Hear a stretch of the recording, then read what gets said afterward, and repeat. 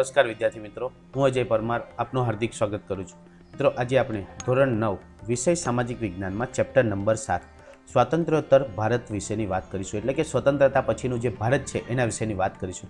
ગયા વિડીયોમાં આપણે જે દેશી રજવાડાઓ હતા 562 જે દેશી રજવાડાઓ હતા એના જોડાણ વિશેની, તદુપરાંત જે કાશ્મીર છે, ત્યારબાદ હૈદરાબાદ છે અને જે જૂનાગઢ હતું એ જે 3 દેશી રજવાડા હતા કે જે પાકિસ્તાન સાથે જોડાવા માંગતા હતા અને એનું ભારતમાં જે એકીકરણ કરવામાં આવ્યું સરદાર પટેલ દ્વારા. કોના દ્વારા? તો સરદાર વલ્લભભાઈ પટેલ દ્વારા. તો એ સરદાર વલ્લભભાઈ પટેલ દ્વારા જે એકીકરણ કરવામાં આવ્યું તો એના વિશેની આપણે વાત કરી હતી. આજે આપણે જે ફ્રેન્ચ અને પોર્ટુગીઝો હસ્તક જે ક્ષેત્રો હતા જેવા કે ગોવા છે, દીવ દમણ છે, બરાબર છે, તો એનું ભારત સંઘમાં જોડાણ અને જે નવા રાજ્યોની રચના થઈ તો એના વિશેની વાત કરીશું. કે જ્યારે ભારત સંઘમાં જોડાણ થઈ ગયું ત્યારે 4 પ્રકારના રાજ્યો હતા. કયા કયા? તો અ, બ, ક અને ડ. આમ 4 પ્રકારના રાજ્યો જોવામાં મળતા હતા, જેની અંદર જે હતા બ્રિટિશ પ્રાંતના રાજ્યો હતા, ત્યારબાદ કેન્દ્ર શાસિત પ્રદેશો હતા, ત્યારબાદ ડમાં માત્ર અંદામાન નિકોબાર હતું, બરાબર છે. તો આ પ્રકારના જે રાજ્યો છે એ રાજ્યોની ભારત સંઘમાં કેવી રીતે જોડાણ કરવામાં આવ્યું. અને ત્યારબાદ જ્યારે પુનઃરચના ધારો આવ્યો 1956માં, ક્યારે આવ્યો? તો રાજ્ય પુનઃરચના ધારો 1956માં આવ્યો ત્યારે 14 રાજ્યો અને 5 કેન્દ્ર શાસિત પ્રદેશો શું આવ્યા? 14 રાજ્યો અને 5 કેન્દ્ર શાસિત પ્રદેશોની સ્થાપના થઈ. અને હાલમાં જોઈએ તો આપણી પાસે 28 રાજ્યો છે અને 8 કેન્દ્ર શાસિત પ્રદેશો છે. કેટલા છે? 8 કેન્દ્ર શાસિત પ્રદેશો જોવા મળે છે. તો એના વિશેની વાત આપણે કરીશું. કયા કયા રાજ્યો છે અને કયા કયા કેન્દ્ર શાસિત પ્રદેશો છે, ચાલો જોઈએ. તો ફ્રેન્ચ અને પોર્ટુગીઝો હસ્તકના સંસ્થાઓનું ભારત સંઘમાં જોડાણ એ 26મી જાન્યુઆરી 1950 સુધીમાં ભારતના દેશી રાજ્યોનું અથવા તો રિયાસતોનું ભારતીય સંઘમાં જોડાણ થઈ ચૂક્યું હતું. એટલે કે જ્યારે પ્રજાસત્તાક દિવસ એટલે કે જ્યારે બંધારણ અમલમાં મૂકવામાં આવ્યું ત્યારે આ જે દેશી રજવાડાઓ હતા 562 જેટલા, એનું ભારત સંઘમાં શું થઈ ગયું હતું? જોડાણ થઈ ગયું હતું. પરંતુ જે યુરોપિયન સામ્રાજ્યવાદના કારણે રહ્યા સહ્યા એવા ફ્રેન્ચ અને પોર્ટુગીઝોના તાબા હેઠળના હતા. એટલે કે અમુક 2-3 ભાગ એવા હતા કે જે ફ્રેન્ચ અને પોર્ટુગીઝોના તાબા હેઠળ હતા. અને ભારતે સ્વતંત્રતા પ્રાપ્ત થતાં ફ્રાન્સ અને પોર્ટુગલ સરકારે તેમના તાબામાં રહેલા ભારતીય પ્રદેશો ભારતને સુપરત કરવા શું કર્યો હતો? અનુરોધ કર્યો હતો. એટલે કે ભારતના જે તાબાના વિસ્તાર હતા કે જેની ઉપર ફ્રેન્ચ અને જે પોર્ટુગીઝો છે કે એમનું સંચાલન હતું, તો એને જે ફ્રાન્સ છે એણે શું કર્યું હતું અથવા તો પોર્ટુગલે એ ભારતીય સંઘમાં જોડાવા માટે એમને પરવાનગી આપી દીધી હતી. ભારતને સ્વતંત્રતા મળી તે સમયે ફ્રેન્ચના તાબા હેઠળના પ્રદેશોના લોકોની તીવ્ર ઈચ્છા ભારતીય સંઘ સાથે ભળી જવાની હતી. કારણ કે ભારત સંઘનો ક્ષેત્ર વિસ્તાર શું થઈ ગયો હતો? મોટો થઈ ગયો હતો. એટલે ફ્રેન્ચના જે તાબા હેઠળના જે લોકો હતા એણે શું કર્યું હતું? તો એને ભારત સંઘમાં જોડાવાની તીવ્ર ઈચ્છા ધરાવી હતી અને તેમણે માટે સ્વતંત્ર થવા લડતો ચલાવી હતી. શું કર્યું હતું? તો લડતો ચલાવી હતી. ફ્રેન્ચ પોર્ટુગીઝ સત્તાવાળાઓએ લડતને કચડી નાખવાના પ્રયાસો કર્યા હતા અને ફ્રેન્ચનું આ વલણ જોઈ પુડુચેરી એટલે કે પોંડિચેરીમાં લોકોએ વિશાળ સભા યોજી ફ્રેન્ચ સરકારને ભારત છોડોનું એલાન આપ્યું હતું. એટલે કે જ્યાં પોંડિચેરી અથવા તો પુડુચેરી છે ત્યાં ફ્રેન્ચનું શું હતું? તો વર્ચસ્વ હતું અને એના લોકોએ શું કર્યું? તો ભારત છોડોનું એલાન આપ્યું હતું 1948માં. ત્યારબાદ 1950 સુધીમાં ફ્રાન્સ અને ભારત વચ્ચે શાંતિમય સમાધાન અને વાટાઘાટો ચાલતી રહી. એટલે કે 1948થી 1950 સુધી ભારત અને ફ્રાન્સ વચ્ચે શું થાય? તો શાંતિમય વાટાઘાટો ચાલતી રહી હતી. યમનના લોકોએ 1954ના રોજ મુક્તિ સેના રચી અને તેનો વહીવટ પોતાના હસ્તક લઈ લીધો. યમનના જે લોકો હતા એમણે 1954ના રોજ શેની સ્થાપના કરી હતી? તો મુક્તિ સેનાની. શેની સ્થાપના કરી હતી? તો મુક્તિ સેનાની રચના કરી અને એનો વહીવટ પોતાના હસ્તક લઈ લીધો હતો. ફ્રાન્સે લોકોનો મિજાજ અને ભારતીય સંઘમાં જોડાવવાની 13મી ઓક્ટોબર 1954ના રોજ તીવ્ર ઈચ્છા થતાં સમયને પારખી લઈ પોતાના સંસ્થાનો ભારતને શું કરવા હતા? સુપરત કરવા, વાટાઘાટોને અર્થપૂર્ણ બનાવવા અને સંસ્થાનોનો જે કબજો છે એ ભારતને સોંપવાનું નક્કી કર્યું. ક્યારે? તો 13 ઓક્ટોબર 1954ના રોજ આ ભારતના સંઘમાં જોડાવાની એમણે ઈચ્છા દર્શાવી અને જે બધું જ કારભાર છે એ ભારતને સોંપી દેવાનું નક્કી કરવામાં આવ્યું. ફ્રેન્ચ સરકારે તેમના 5 સંસ્થાઓ પુડુચેરી, કરાઈકલ, ચંદ્રનગર, માહે અને યમન એ શું કરી દીધા? તો ભારતને સોંપી દીધા. એટલે કે 5 જે ક્ષેત્રો હતા જેમાં હતા પુડુચેરી એટલે કે પોંડુચેરી, ત્યારબાદ કરાઈકલ, ચંદ્રનગર, માહે અને યમન. આ જે 5 જે સ્થળ હતા એ કબજા કોને સોંપી દેવામાં આવ્યા? ભારતને સોંપી દેવામાં આવી દીધા. ભારત સરકારે આ પ્રદેશોનો વહીવટ પોતાના હસ્તક લઈ લીધો અને તેને કેન્દ્ર શાસિત એટલે કે સંઘીય પ્રદેશ તરીકેનો દરજ્જો આપી દીધો અને જે હાલ પણ શું છે ચાલુ જોવા મળે છે. એટલે કે એને એક ખાસ પ્રકારનો દરજ્જો આપવામાં આવ્યો કે જેનું સીધું જે દેખરેખ છે કોને ત્યાંથી થશે તો કેન્દ્ર દ્વારા કરવામાં આવશે. કોના દ્વારા? તો કેન્દ્ર સરકાર દ્વારા. અને સીધી દેખરેખ કેન્દ્ર સરકાર દ્વારા હોય એને શું કહેવામાં આવશે? તો એને કહેવામાં આવશે કેન્દ્ર શાસિત પ્રદેશ. શું કહેવામાં આવશે? તો કેન્દ્ર શાસિત પ્રદેશ, કે જેને યુનિયન ટેરેટરી તરીકે પણ ઓળખવામાં આવે છે. યુટી, યુનિયન ટેરેટરી તરીકે પણ ઓળખવામાં આવે છે, કે જેમાં હાલ પુડુચેરી હાલ પણ શું છે? તો આપણો કેન્દ્ર શાસિત પ્રદેશ જોવા મળે છે. સોરી. ત્યારબાદ જોઈશું તો ભારતના રાજ્યોની પુનઃરચના થતા ક્યારે? તો 1956માં એ પુનઃરચના ધારો અસ્તિત્વમાં આવ્યો હતો. તો એની પુનઃરચના થતાં આ પુડુચેરી કરાઈકલ છે એ તમિલનાડુમાં, માહે કેરળમાં અને યમન છે એ આંધ્રપ્રદેશમાં અને ચંદ્રનગર છે પશ્ચિમ બંગાળમાં છે. અને આ બધા જ પ્રદેશોનું વહીવટી મથક શું છે? તો પુડુચેરી ગણવામાં આવે છે. એટલે જે 5 હતા કયા કયા હતા? તો એક હતું પુડુચેરી, એક શું હતું? તો એક હતું પુડુચેરી. ત્યારબાદ હતું કરાઈકલ. શું હતું? કરાઈકલ. ત્યારબાદ હતું માહે. ત્યારબાદ હતું યમન. ત્યારબાદ શું હતું? યમન. એટલે કે પુડુચેરી છે તો એણે પોતે પુડુચેરી જે હતું એ કેન્દ્રશાસિત પ્રદેશ. ભાઈ કરાઈકલ હતું એ શેમાં જોડાયું? તો એ જોડાયું તમિલનાડુમાં. ક્યાં જોડાયું? તો તમિલનાડુમાં. માહે છે એ ક્યાં જોડાયું? તો એ જોડાયું કેરળમાં. ક્યાં જોડાયું? કેરળમાં. યમન છે એ ક્યાં જોડાયું? તો યમન જોડાયું આંધ્રપ્રદેશમાં. ક્યાં જોડાયું? આંધ્રપ્રદેશમાં. અને જે ચંદ્રનગર હતું, કયું હતું?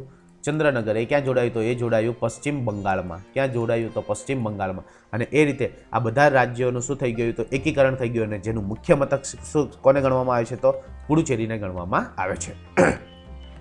ત્યારબાદ જોઈશું આપણે ગોવા, દીવ અને દમણનું જોડાણ, કે ભારતીય સંઘમાં ગોવા, દીવ અને દમણનું જોડાણ ક્યારે થયું? તો 18 ડિસેમ્બર 1961ના રોજ. ક્યારે?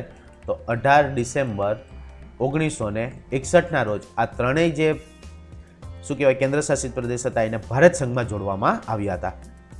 15મી ઓગસ્ટ 1947ના રોજ આપણને આઝાદી મળી હતી, પરંતુ ત્યાં પોર્ટુગીઝો અને ફ્રાન્સનું શું હતું? તો એનો સત્તા હતી અને એની જે વસ્તીઓ હતી એ શું હતી? વિસ્ફોટ એટલે કે વધતી હતી. ત્યારે ઓપરેશન વિજયની શરૂઆત કરીને શું કરવામાં આવ્યું હતું? તો લશ્કરી દળ મોકલીને આ ગોવા, દીવ અને દમણ ઉપર આપણો કબજો જમાવવામાં આવ્યો હતો. ઓકે. 15મી ઓગસ્ટ 1947થી અનેક રાજકીય જે પક્ષો અને સત્યાગ્રહીઓના જે જૂથો છે એણે ગોવા, દીવ અને દમણમાં પ્રવેશ કર્યો હતો. એટલે કે જે રાજકીય પક્ષો છે અને જે સત્યાગ્રહીઓના જે જૂથો હતા એમણે શું કર્યું હતું? તો ગોવા, દીવ અને દમણમાં પ્રવેશ કર્યો હતો. જેમાં ત્યાંની સરકાર દ્વારા અત્યાચાર થતા ગોવા મુક્તિ આંદોલનમાં સત્યાગ્રહીઓ શું થયા હતા? શહીદ થયા હતા. એટલે કે ગોવાને મુક્ત કરાવવા માટે કયું આંદોલન થયું હતું? તો ગોવા મુક્તિ આંદોલન. અને એની અંદર ઘણા બધા સત્યાગ્રહીઓ શું થયા હતા? શહીદ થયા હતા. પોર્ટુગીઝ સત્તાવાળાઓની અત્યાચાર નીતિ વધી ગઈ. આથી ગોવામાં પરિસ્થિતિ શું બની ગઈ? તો વિસ્ફોટક બની ગઈ હતી. એટલે કે જે પોર્ટુગીઝ સત્તાવાળાઓ હતા એ લોકો અત્યાચાર અને પોતાની દમનગીરી અપનાવવા લાગ્યા, લોકોને નુકસાન પહોંચાડવા લાગ્યા અને એની નીતિ જે હતી એ શું થઈ ગઈ? વધી ગઈ. અને ગોવામાં પરિસ્થિતિ શું બનવા લાગી? તો સ્ફોટક અથવા તો વિસ્ફોટક બનવા લાગી. છેવટે ભારત સરકારે જનરલ ચૌધરીની આગેવાની હેઠળ ઓપરેશન વિજય શરૂ કરતા ભારતીય લશ્કરના દળોએ ગોવા, દીવ અને દમણમાં પ્રવેશ કર્યો. ક્યારે? 18 ડિસેમ્બર 1961ના રોજ. એટલે કે કોણ જનરલ હતું? તો જનરલ હતું જનરલ ચૌધરી. એને આગેવાની હેઠળ આજે ઓપરેશન વિજય શરૂઆત કરવામાં આવી હતી. એટલે કે ઓપરેશન વિજયની શરૂઆત શેના માટે કરવામાં આવી હતી? તો ગોવા, દીવ અને દમણના એકીકરણ માટે, ભારત સંઘમાં જોડાવા માટે ઓપરેશન વિજયની સ્થાપના કરવામાં આવી હતી, કે જેનો આગેવાન કોણ હતા? તો જનરલ ચૌધરી. અને એમની આગેવાની હેઠળ આ ગોવાના જે લશ્કર આ દળો છે ત્યાં લશ્કરી દળો ગોઠવવામાં આવ્યા હતા. પોર્ટુગીઝોની લશ્કરી ટુકડીઓ પીછેહટ કરતી થઈ ગઈ. એટલે કે આપણું જે લશ્કર હતું એ મોટું હતું, એટલે કે પોર્ટુગીઝોની જે લશ્કરી ટુકડી હતી એ પીછેહટ કરતી ગઈ. અને સ્થાનિક પ્રજાએ પણ ભારતીય સેનાને શું કર્યું? સહકાર આપ્યો, સ્વાગત કર્યું. અને ગોવાના પોર્ટુગીઝ ગવર્નર જનરલ ડી સિલ્વાએ 19મી ડિસેમ્બરની રાત્રિએ શરણાગતિ સ્વીકારી. એટલે કે જ્યારે ગોવા પોર્ટુગીઝના સત્તામાં હતું ત્યારે ત્યાંના ગવર્નર જનરલ કોણ હતા? તો ગવર્નર જનરલ હતા ડી સિલ્વા. અને એણે 19મી ડિસેમ્બરના રોજ શું કરવામાં આવ્યું? તો શરણાગતિ સ્વીકારી હતી. આમ ગોવા, દીવ, દમણમાંથી પોર્ટુગીઝ સત્તાનો શું આવ્યો? અંત આવ્યો. અને ભારતનો ત્રિરંગો ફરકાવ્યો અને ભારતની ધરતી પરથી પશ્ચિમી સામ્રાજ્યવાદનો અંત લાવવામાં આવ્યો. એટલે કે 19મી ડિસેમ્બર 1961ના રોજ શું કરવામાં આવ્યું હતું? તો એ પોર્ટુગીઝ ને જે સત્તા હતી એનો અંત આવ્યો અને ભારતીય જે તિરંગો હતો એ ફરકાવવામાં આવ્યો અને ભારતીય સત્તાની સ્થાપના કરવામાં આવી. ભારતના બંધારણમાં 12મા સુધારા મુજબ ગોવા, દીવ, દમણ, દાદરા, નગર હવેલી એ ભારતીય સંઘમાં જોડી દેવામાં આવ્યો. ક્યારે? તો 12મી માર્ચ 1962ના રોજ. એટલે કે કયો સુધારો? તો 12મો સુધારો. કયો સુધારો? તો 12મા સુધારામાં શું કરવામાં આવ્યું? તો 12મા સુધારામાં આ જે ગોવા છે, દીવ છે, દમણ છે, દાદરા નગર હવેલી છે, એને ભારત સંઘમાં જોડી દેવામાં આવ્યું. આ પ્રદેશોને ભારતીય સંઘ પ્રદેશ એટલે કે યુનિયન ટેરેટરીનો દરજ્જો આપવામાં આવ્યો, કેન્દ્ર શાસિત પ્રદેશનો દરજ્જો આપવામાં આવ્યો. 1987માં 30મી મે 1927ના રોજ ગોવામાંથી દમણ અને દીવ છૂટા પાડવામાં આવ્યા. એટલે કે 1930ના રોજ શું કરવા? 1987માં તો ગોવામાંથી દમણ અને દીવ છૂટા પાડવામાં આવ્યા અને ગોવાને રાજ્યનો દરજ્જો આપવામાં આવ્યો. ગોવાને કયો શેનો દરજ્જો આપવામાં આવ્યો? રાજ્યનો દરજ્જો આપવામાં આવ્યો. દાદરા નગર હવેલીનું મુખ્ય મથક સિલવાસા. દાદરા નગર હવેલીનું મુખ્ય મથક શું છે? સિલવાસા. અને દમણ અને દીવનું મુખ્ય મથક દમણ નક્કી કરવામાં આવ્યું અને ગોવાનું મુખ્ય મથક પણજી છે. ખાસ યાદ રાખવાનું છે. દાદરા નગર હવેલીનું શું છે? તો સિલવાસા. દમણનું તો દમણનું શું છે? દમણ અને દીવનું દમણ. અને ગોવાનું મુખ્ય મથક શું છે? તો ગોવાનું મુખ્ય મથક છે પણજી. ત્યારબાદ જોઈશું કે નવા રાજ્યની રચના. એટલે કે એકીકરણ થયું ત્યારે શું થયું? તો નવા રાજ્યોની રચના થઈ. તો ત્યારે મુખ્યત્વે કેટલા પ્રકાર પાડવામાં આવ્યા હતા? 4. કયા કયા? તો અ, બ, ક અને ડ. આ 4 પ્રકાર પાડવામાં આવ્યા હતા કે જેની અંદર જે 4 રાજ્યો હતા એમાં બ્રિટિશ પ્રાંતના રાજ્યો, ત્યારબાદ જે દેશી રજવાડાઓ હતા એ, ત્યારબાદ કેન્દ્ર શાસિત પ્રદેશો અને ડમાં માત્ર એક જ રાજ્યનો સમાવેશ કરવામાં આવ્યો તો અંદામાન અને નિકોબાર ટાપુનો. ઓકે, તો એના વિશેની વાત કરીએ તો ભારત જ્યારે સ્વતંત્ર થયું ત્યારે દેશી રાજ્યોની જે રિયાસતો હતી એની એકીકરણ અંગે માહિતી મેળવી અને ભારત સંઘીય વ્યવસ્થા સ્વીકારી એટલે કે સંઘના ઘટકો એવા રાજ્યોની રચના થઈ અને પુનઃરચના કરવાની જરૂરિયાત ઉદ્ભવી. એટલે કે આ જે દેશી રજવાડાઓ હતા એ ભારતમાં જોડાવા માટે એમણે શું કર્યું? તો પોતાની જે વ્યવસ્થા હતી એને સ્વીકારી લીધી. જે ખતપત્ર હતા એની પર શું કરી દીધી? એમણે સિગ્નેચર કરી દીધી. એટલે કે ભારતના જે રાજ્યો છે એવા હવે ઘટકો એવા રાજ્યોની રચના કરવામાં આવી અને જેના કારણે શું થયું? તો પુનઃરચના કરવાની જરૂરિયાત ઉદ્ભવી. અગાઉ જે બ્રિટિશ પ્રાંતો અને રિયાસતોના એકીકરણ થવાથી રાજ્યોનું 4 વર્ગોમાં વિભાજન કરવામાં આવ્યું. કયા 4 વર્ગો? તો અ, બ, ક અને ડ. જ્યારે અ વર્ગના રાજ્યો હતા એ રાજ્યોમાં મુંબઈ, આસામ, આંધ્રપ્રદેશ, પંજાબ, ઉત્તર પ્રદેશ, બિહાર, મદ્રાસ, ઓરિસ્સા અને પશ્ચિમ બંગાળનો સમાવેશ થતો હતો કે જે બ્રિટિશ પ્રાંતના રાજ્ય જોવામાં આવતા હતા. આ અ વર્ગના રાજ્યો છે કયા હતા? તો એ હતા બ્રિટિશ પ્રાંતના. કયા હતા? બ્રિટિશ પ્રાંતના રાજ્યો. ઓકે, ત્યારબાદ બ વર્ગના રાજ્યો. તો બ વર્ગના જે રાજ્યો હતા એ કયા હતા? તો બ વર્ગના રાજ્યો હતા એ દેશી રજવાડા હતા. કયા હતા? તો દેશી રજવાડા હતા. જો કયા કયા? તો જમ્મુ કાશ્મીર, હૈદરાબાદ, મૈસૂર, મધ્ય ભારત, રાજસ્થાન, સૌરાષ્ટ્ર, ત્રાવણકોર, કોચીન અને પેપ્સુ એટલે કે Patiala and East Punjab State Union. પેપ્સુનું નામ યાદ રાખજો. એ જે 8 રાજ્યો હતા એ રાજ્યોને શું કરવામાં આવ્યા? તો એને બ વર્ગમાં નક્કી કરવામાં આવ્યા. ત્યારબાદ ક વર્ગના રાજ્યો. તો આ કયા હતા? તો આ હતા કેન્દ્ર શાસિત પ્રદેશો. આ કયા હતા? તો આ હતા કેન્દ્ર શાસિત પ્રદેશો. શા માટે હું લખું છું? યાદ રાખજો કે તમને પૂછવામાં આવે કે અ વર્ગના રાજ્યો એટલે કેવા રાજ્યો? તો કયા આવશે? તો બ્રિટિશ પ્રાંતના રાજ્યો. કયા આવશે? બ્રિટિશ પ્રાંતના રાજ્યો એટલે કે જ્યાં બ્રિટિશરો શું કરતા હતા? શાસન ચલાવતા હતા. ત્યારબાદ બ વર્ગના રાજ્યો એટલે કયા આવશે? દેશી રજવાડા.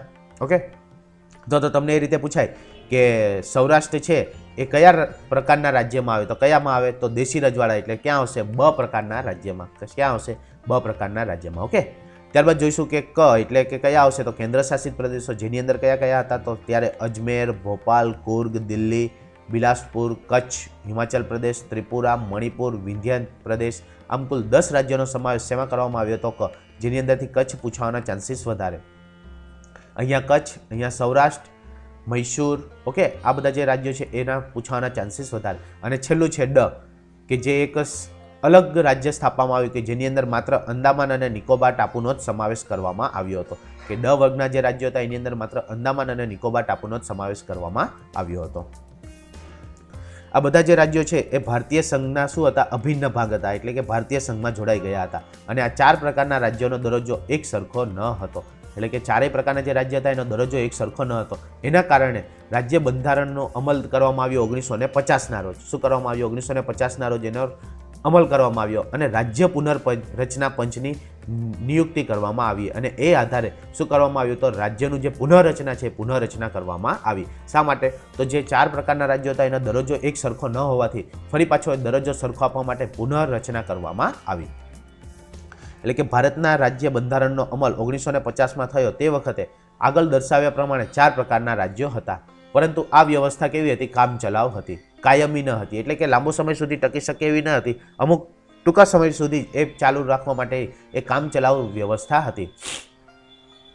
ભાષાના ધોરણે રાજ્યની રચના કરવાની માંગણી સમગ્ર દેશમાં ઉદ્ભવી હતી. એટલે કે ભાષાના ધોરણે ત્યાં જે બોલાતી સૌથી વધુ ભાષા હોય એ ભાષાના ધોરણે રાજ્ય રચના કરવાની શું કરવામાં આવી? માંગણી કરવામાં આવી. આથી 1953માં જવાહરલાલ નહેરુએ સંસદમાં રાજ્ય પુનઃરચના પંચ નિમવાની જાહેરાત કરી અને જેમાં સર્વોચ્ચ અદાલતના પૂર્વ ન્યાયમૂર્તિ ફઝલ અલી જે હતા એને અને બીજા 2 સદસ્યોના હૃદયનાથ કુંજરુ અને KM પનીકર નિમવામાં આવ્યા. એટલે કે એ જે પુનઃરચના પંચ નક્કી કરવામાં આવ્યો એમાં સર્વોચ્ચ અદાલતના જે પૂર્વ ન્યાયમૂર્તિ હતા કયા તો ફઝલ અલી, ત્યારબાદ હૃદયનાથ કુંજરુ અને MK પનીકર એને એ સમિતિના સભ્યો અને સદસ્યો નિમવામાં આવ્યા. રાજ્ય પુનઃરચના પંચે સમગ્ર દેશમાં વિવિધ પ્રજાકીય અભિપ્રાયો, મંતવ્યો, રજૂઆતો, મુલાકાતો, પત્ર વ્યવહાર દ્વારા પ્રજાના સૂચનો પ્રાપ્ત કરી પંચોને શું કરી હતી? ભલામણ કરી હતી. એટલે કે જે લોકો હતા ત્યાં જઈને લોકોના અભિપ્રાયો જાણ્યા, પોતાના મંતવ્યો જાણ્યા, રજૂઆતો કરી, મુલાકાતો કરી, પત્ર વ્યવહાર દ્વારા એમણે શું કર્યું હતું? તો પ્રજાના જે સૂચનો હતા એ સૂચનો પ્રાપ્ત કરી અને ભલામણ કરી હતી. ઉપરાંત મુંબઈનું દ્વિભાષી રાજ્ય રચાય જેમાં મહારાષ્ટ્ર, ગુજરાત અને સૌરાષ્ટ્ર પ્રદેશ હોય અને તેની રાજધાની મુંબઈ હોય તેવો નિર્ણય લેવામાં આવ્યો હતો. એટલે કે મુંબઈ જે છે આપણું જે બૃહદ મુંબઈ હતું એ મુંબઈ દ્વિભાષી રાજ્ય રચાય. એટલે કે ગુજરાતી પણ બોલે અને મહારાષ્ટ્ર પણ બોલે અને સાથે સાથે સૌરાષ્ટ્ર પ્રદેશ પણ એની અંદર આવી જાય એવો નિર્ણય કરવામાં આવ્યો હતો. આ બધી ભલામણો સાથેનો ખરડો લોકસભા અને રાજ્યસભામાં મંજૂર થતાં તેને રાષ્ટ્રપતિની સંમતિ લઈ 1956માં એનો ધારો બનાવવામાં આવ્યો હતો. એટલે કે 1956માં કયો ધારો બનાવવામાં આવ્યો હતો? તો રાજ્ય પુનઃરચના શું આવ્યું હતું? તો રાજ્ય પુનઃરચના ધારો બનાવવામાં આવ્યો હતો કે જેની સ્થાપના ક્યારે થઈ હતી? તો 1953માં. ક્યારે થઈ હતી? 1953માં. કોના દ્વારા કરવામાં આવી હતી? તો જવાહરલાલ નહેરુ દ્વારા. કોના દ્વારા કરવામાં આવી હતી? જવાહરલાલ નહેરુ દ્વારા. અને એના જે સદસ્યો હતા એ કોણ હતા? તો પૂર્વ ન્યાયાધીશ, સુપ્રીમ કોર્ટના પૂર્વ ન્યાયાધીશ ફઝલ અલી અને બીજા 2 સદસ્યોમાં હૃદયનાથ કુંજરુ અને MK પાનીકર હતા. ઓકે, આમ જે અબકડના જે રાજ્યો હતા એ નાબૂદ થયા અને એના કારણે 2 ભાગ પડ્યા. કયા? ઘટક રાજ્યો અને કેન્દ્ર શાસિત પ્રદેશો. એટલે કે જે જૂના અબકડ પ્રકારના જે રાજ્યો હતા એ નાબૂદ કરી ભારતના બંધારણના પ્રથમ પરિશિષ્ટમાં સુધારા કરવામાં આવ્યા અને એને સ્થાને ઘટક રાજ્યો અને કેન્દ્ર શાસિત પ્રદેશો. કયા રાજ્યો? ઘટક રાજ્યો અને કેન્દ્ર શાસિત પ્રદેશો એવા 2 વર્ગો પાડવામાં આવ્યા. અને ત્યારે આપણી પાસે 14 રાજ્યો હતા. 14 શું હતા? તો 14 હતા ઘટક રાજ્યો અને 5 કેન્દ્ર શાસિત પ્રદેશો હતા. કેટલા હતા? 5 કેન્દ્ર શાસિત પ્રદેશો હતા શરૂઆતમાં. બરાબર. હાલમાં કેટલા છે? તો હાલમાં આપણી પાસે 28 રાજ્યો છે અને 8 શું છે? તો 8 છે એ કેન્દ્ર શાસિત પ્રદેશો છે. 8 શું છે? કેન્દ્ર શાસિત પ્રદેશો ગણવામાં આવે છે. ચાલો જોઈએ. જેમાં 14 ઘટક રાજ્યો રચાય તેમાં કયા? તો આંધ્રપ્રદેશ, આસામ, ઓરિસ્સા, કર્ણાટક, કેરળ, ઉત્તર પ્રદેશ, જમ્મુ કાશ્મીર, પશ્ચિમ બંગાળ, પંજાબ, મદ્રાસ, બિહાર, મધ્યપ્રદેશ, મુંબઈ અને રાજસ્થાન હતા. એટલે કે 14 રાજ્યો કયા હતા? તો આ 14 રાજ્યોના નામ હતા. અને 5 સંઘ પ્રદેશો એટલે કે કેન્દ્ર શાસિત પ્રદેશો, યુનિયન ટેરેટરી રચાય જેની અંદર દિલ્હી, હિમાચલ પ્રદેશ, મણિપુર, ત્રિપુરા, લક્ષદ્વીપ ટાપુ અને ગણવામાં આવ્યા હતા. અને આ જે કાયદો ધારો બનાવવામાં આવ્યો એમાં છેવટે સરકારે શું કર્યું? તો સરકારે પુનઃરચના ધારો 1960માં પસાર કરવાની ફરજ પડી અને 1960ની એપ્રિલની 25 તારીખે તેને માન્યતા મળી અને મહારાષ્ટ્ર રાજ્યની રાજધાની મુંબઈ નક્કી કરાઈ. એટલે કે મહારાષ્ટ્રની રાજ્યની રાજધાની મુંબઈ ક્યારે નક્કી કરવામાં આવી? તો 25મી એપ્રિલ 1960ના રોજ. અને ગુજરાતનું સૌરાષ્ટ્ર અને કચ્છ સહિતનું નવું રાજ્ય 1 મે 1960ના રોજ બન્યું અને એ દિવસને ગુજરાત સ્થાપના દિન તરીકે પણ ઉજવવામાં આવે છે. બીજું 1 મે કયો દિવસ ઉજવાય? તો મજૂર દિવસ તરીકે પણ ઉજવવામાં આવે છે. કયા દિવસ તરીકે? તો મજૂર દિવસ તરીકે પણ એને ઉજવવામાં આવે છે. એટલે કે ગુજરાત રાજ્ય જે છે એની અંદર સૌરાષ્ટ્ર, કચ્છ અને ગુજરાત સહિતનું જે રાજ્ય છે એ 1 મે 1960ના રોજ અસ્તિત્વમાં આવ્યું હતું. ઓકે, ત્યારબાદ તો 7 સિસ્ટર તરીકે જે ઓળખવામાં આવે છે એટલે કે ઉત્તર પૂર્વીય. ક્યાં આવે છે? તો ઉત્તર પૂર્વીય વિસ્તાર જે છે એ જ્યાં 7 સિસ્ટર તરીકે ઓળખવામાં આવે છે કે જેની અંદર આસામ, મેઘાલય, મણિપુર, ત્રિપુરા, અરુણાચલ પ્રદેશ, મિઝોરમ અને નાગાલેન્ડ જેવા 7 રાજ્યો એટલે કે 7 બહેનો કે જેને 7 સિસ્ટર તરીકે પણ ઓળખવામાં આવે છે એવા રાજ્યોની રચના થઈ. ઓકે, તો આ હતી રાજ્યોની રચના. ત્યારબાદ જોઈશું તો એવા જે ઘણા બધા મોટા રાજ્યો હતા એમાંથી નાના નાના રાજ્યોની શું થઈ? તો સતત માંગણી ચાલુ રહેતી જોવા મળી કે જેની અંદર કયા રાજ્યો કયા રાજ્યમાંથી છૂટા પડ્યા તો એની માહિતી આપવામાં આવી છે. એટલે કે મોટા રાજ્યોમાંથી નાના અલગ રાજ્યો રચાવવાની શું થઈ? તો સતત માંગણી ચાલુ રહી.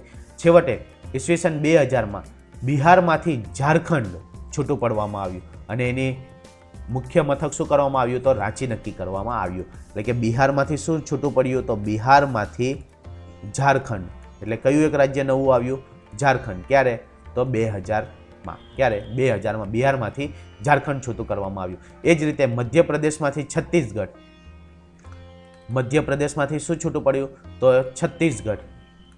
મિત્રો આ બધા નામ યાદ રાખવાના છે અને એની રાજધાની યાદ રાખવાની છે. આમાં કઈ આવશે તો આમાં આવશે રાંચી. છત્તીસગઢમાં શું આવશે તો છત્તીસગઢમાં આવશે રાયપુર. ત્યારબાદ ઉત્તર પ્રદેશમાંથી ઉત્તરાખંડ, ઉત્તર પ્રદેશમાંથી શું છૂટું પડ્યું તો ઉત્તરાખંડ અને એની રાજધાની થઈ દહેરાદૂન. એની રાજધાની શું થઈ તો દહેરાદૂન. ઓકે.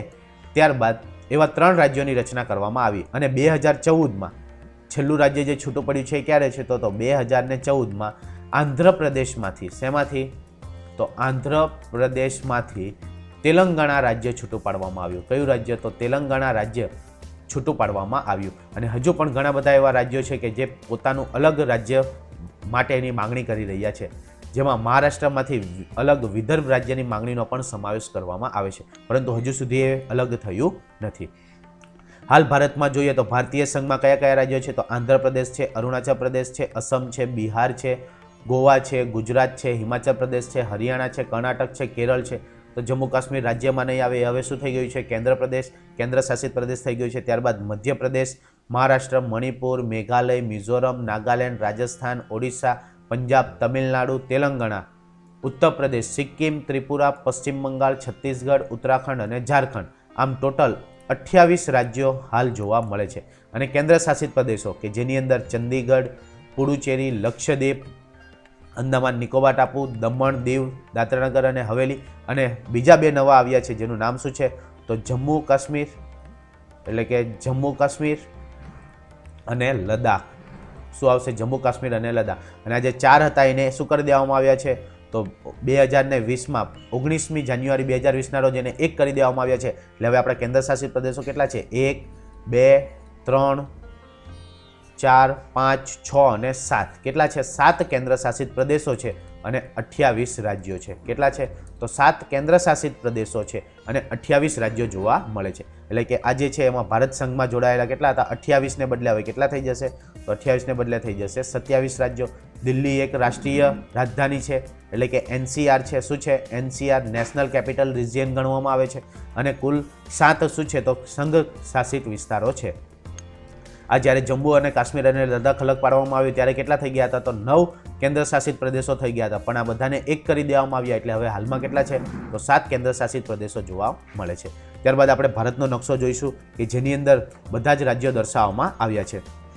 તો મિત્રો આ છે આપણો ભારતનો નકશો. ક્યાંથી શરૂ કરવાનું તો આ જમ્મુ અને કાશ્મીર આ શું છે તો આ યુનિયન ટેરેટરી, લદ્દાખ પણ શું છે યુનિયન ટેરેટરી. ત્યારબાદ હિમાચલ પ્રદેશ, ઉત્તરાખંડ, ચંદીગઢ, હરિયાણા, દિલ્હી, ઉત્તર પ્રદેશ, પછી બિહાર, અહીંયા રાજસ્થાન, ગુજરાત, મધ્યપ્રદેશ, મહારાષ્ટ્ર, આ સૌથી નાનું વિસ્તારની દ્રષ્ટિએ ગોવા, ત્યારબાદ કર્ણાટક, કેરળ, તમિલનાડુ, આંધ્રપ્રદેશ. આ આંધ્રપ્રદેશમાંથી છૂટું પડેલું આ તેલંગાણા 2014માં. ત્યારબાદ મધ્યપ્રદેશમાંથી છૂટું પડેલું છત્તીસગઢ 2002માં. ઓકે. આ બિહારમાંથી ઝારખંડ 2002માં. ત્યારબાદ ઓડિશા, પશ્ચિમ બંગાળ અને આ જે ભાગ છે એને શું કહેવામાં આવે છે 7 સિસ્ટર. શું કહેવામાં આવે છે 7 સિસ્ટર, જેની અંદર અરુણાચલ પ્રદેશ, અસમ, મેઘાલય, મણિપુર, મિઝોરમ અને ત્રિપુરાનો સમાવેશ થાય છે કે જેને 7 સિસ્ટર તરીકે ઓળખવામાં આવે છે. અને આ જે છે એ નાગાલેન્ડ. આટલા જે રાજ્યો છે એ આપણા ભારતના રાજ્યો છે. કેટલા રાજ્યો છે તો 28 રાજ્યો છે. 28 શું છે રાજ્યો છે અને 7 શું છે તો 7 છે યુનિયન ટેરેટરી. હવે અહીં તમે જોઈ શકો છો તો આ નકશામાં આપણે થોડી વધારે માહિતી મેળવી લઈએ. તો આંતરરાષ્ટ્રીય બોર્ડર, આંતરરાષ્ટ્રીય એટલે કે બીજા દેશ સાથે સરહદ ધરાવતું હોય એવું, તો પાકિસ્તાન સાથે તો કયું આવશે તો જમ્મુ કાશ્મીર આવશે, લદ્દાખ આવશે, ત્યારબાદ પંજાબ આવશે, ત્યારબાદ શું આવશે તો રાજસ્થાન અને ગુજરાત. આ જે 5 જે રાજ્યો છે અથવા કેન્દ્ર શાસિત પ્રદેશ છે કોની સાથે સરહદ ધરાવે છે તો પાકિસ્તાન સાથે. લદ્દાખ એકલું એવું છે કે જે અફઘાનિસ્તાન અને ચીન સાથે સરહદ ધરાવે છે. જો આની સાથે અને આની સાથે છે એ લદ્દાખ શું કરે છે સરહદ ધરાવે છે. તો ચીન સાથે કોણ કોણ આવશે તો ચીન સાથે આવશે લદ્દાખ, ત્યારબાદ હિમાચલ પ્રદેશ, ત્યારબાદ ઉત્તરાખંડ. શું આવશે ઉત્તરાખંડ, ત્યારબાદ અહીંયા આવી જશે સિક્કિમ, નાનું અમથું સિક્કિમ છે એ પણ કોની સાથે સરહદ ધરાવે છે? ચીન સાથે. અને ત્યારબાદ આવી જશે અરુણાચલ પ્રદેશ. કેટલા રાજ્યો છે કે જે ચીન સાથે સરહદ ધરાવે છે? ત્યારબાદ અહીંયા તમે જોઈ શકો છો બાંગ્લાદેશ. તો બાંગ્લાદેશ સાથે કયા કયા રાજ્યો સરહદ ધરાવે છે? તો પશ્ચિમ બંગાળ આવશે, ત્યારબાદ આવશે મેઘાલય આવશે, અહીં અસમ આવશે, ત્રિપુરા અને મિઝોરમ કે જે બાંગ્લાદેશ સાથે શું કરે છે? સરહદ ધરાવે છે. અને મ્યાનમાર, તો મ્યાનમાર અહીં જોઈ શકો છો કે જ્યાં મિઝોરમ છે, મણિપુર છે, ત્યાર ઉપરાંત નાગાલેન્ડ છે અને અરુણાચલ પ્રદેશ છે કે જે મ્યાનમાર સાથે સરહદ ધરાવે છે. મિત્રો આપણી બે ખાડી છે. કઈ કઈ ખાડી છે? તો એક અખાત, બે અખાત છે. એક અહીંયા છે એ છે મન્નારનો અખાત. અહીંયા શું છે? તો અહીંયા મન્નારનો અખાત ગણવામાં આવે છે. દક્ષિણ છેડામાં, એકદમ દક્ષિણ છેડામાં મન્નારનો અખાત છે. અહીંયા આ જે છે એ કચ્છનો અખાત છે ને આ છે એ ખંભાતનો અખાત છે. અહીંયા બંગાળાની ખાડી આવી છે. ઓકે, નકશો સમજી લેજો બરાબર. આ દરિયા કિનારો ધરાવતા રાજ્યો છે. કયા કયા છે? તો ગુજરાત, મુંબઈ, ગોવા, કર્ણાટક, કેરળ, તમિલનાડુ, આંધ્રપ્રદેશ, ત્યારબાદ ઓડિશા, પશ્ચિમ બંગાળ. એ જે રાજ્યો છે એ શું છે? તો દરિયા કિનારો ધરાવતા રાજ્યો છે. ઓકે, એટલે તમને એ રીતે પૂછાય કે દરિયાઈ સરહદ ધરાવતા રાજ્યો, તો એ પણ આવી જશે. ઓકે, તો આ નકશો તમારે ખાસ યાદ રાખવાનો છે. કેટલા રાજ્ય છે? તો 28 રાજ્ય છે અને 7 શું છે? યુનિયન ટેરેટરી ગણવામાં આવે છે કે જેની અંદર તમને અહીંયા એના મુખ્ય મથકો, પાટનગરો પણ આપી દેવામાં આવ્યા છે. ક્લિયર મિત્રો? તો આ રીતે આ રાજ્યોની શું થઈ ગઈ? પુનઃરચના કરવામાં આવી. આશા રાખું છું કે તમને આ વિડીયોમાં સમજ પડી હશે. જો સમજ પડી તો વધુમાં વધુ લાઇક કરજો અને શેર કરજો. ફરીથી મળીશું આ વિડીયો સાથે. ત્યાં સુધી good bye and take care. Thank you.